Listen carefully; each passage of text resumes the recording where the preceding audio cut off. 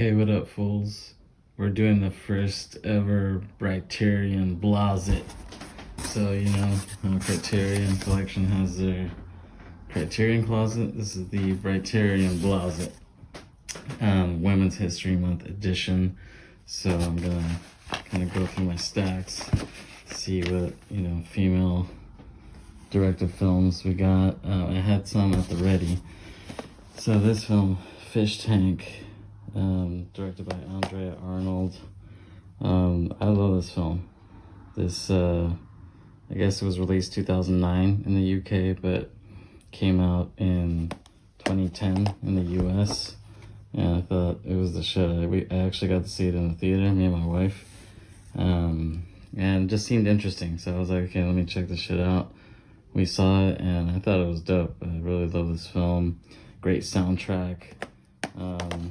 Has Robin S. Show Me Love before it got like more popular, like on TikTok and shit like that.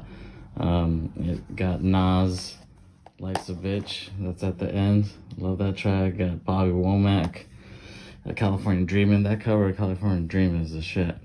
Bobby Womack's one of the best covers ever, I think. And it was cool because we actually saw the movie a couple months before we went to Coachella in 2010, and that was actually my first Coachella. That whole weekend we're hearing all these jackasses play, a lot of EDM, a lot of, indie from that time. And I liked a lot of that music, but it was just, they were playing like all the hits and crap, you know what I'm saying? So I was like, oh. So I remember on the last day of Coachella, I had my car at the ready I had a mix CD, and I put that California Dreamin' Bobby Womack cover on there, and I was bumping that shit, and people were feeling it. All these white dudes and white chicks are kind of sitting around like, oh, this is dope. This guy knows what's up. So yeah, if you haven't peeped Fish Tank, you need to peep that. That shit's dope. Another female directed film, Fast Times at Ridgemont High. This is a great film. It's a great 80s, coming of age film, high school film, written by Cameron Crowe, based on his book at Hoover High, I think, where he went undercover. He kind of did the like never been kissed sort of thing, but in real life he actually did it. And he went undercover to kind of see how teens really live, and he wrote the book that this is based on. And I think Amy Heckerling is a great director. I think she's underrated. I think she killed it, She did this, and then she did Clueless. It almost makes me wonder if they're going to release Clueless on Criterion someday.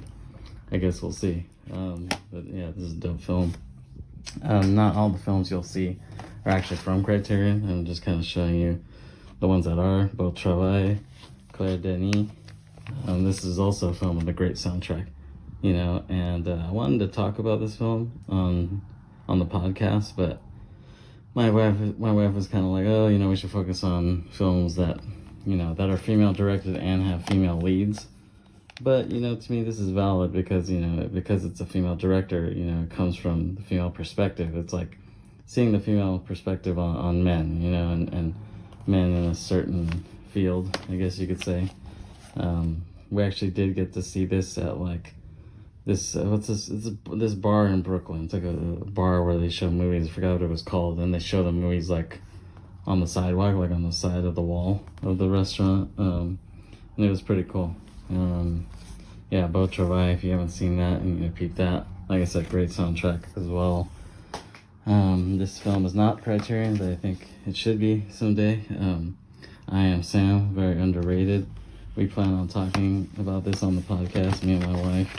My wife is a big fan of this, and I didn't see it right when it came out. I saw it actually a couple years after, in a film class actually that I had.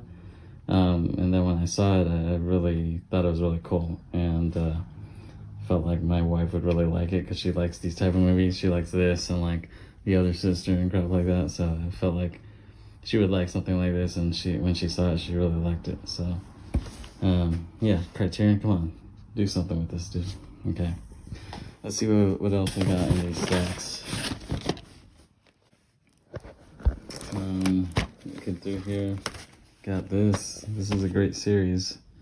Got this at Book Off, 15 bucks. I really love the first season. Maybe that's the only great season of the show, I would say. I think it's like a perfect first season. And I feel like a lot of shows, the first season is usually the best.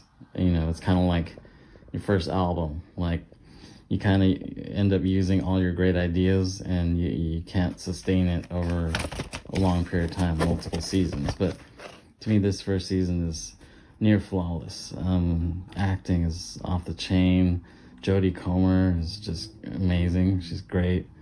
And, you know, the writing by Phoebe Waller-Bridge is just awesome and original. And I'm a really big Phoebe Waller-Bridge fan. I also really liked Fleabag and Crashing. We actually do plan on doing Briterion series as well, so I'll be talking about this sometime. I'm not as big a fan of, what's her name, Emerald Fennell, who did like the second season, and she did Promising Young Woman and Brightburn, whatever the hell that movie's called. Yeah, but this first season by Phoebe Waller-Bridge was the shit. Loved it. So here's some shit you probably didn't expect. Brady Bunch movie, bitches. Brady Bunch, Briterion Collection, bitches.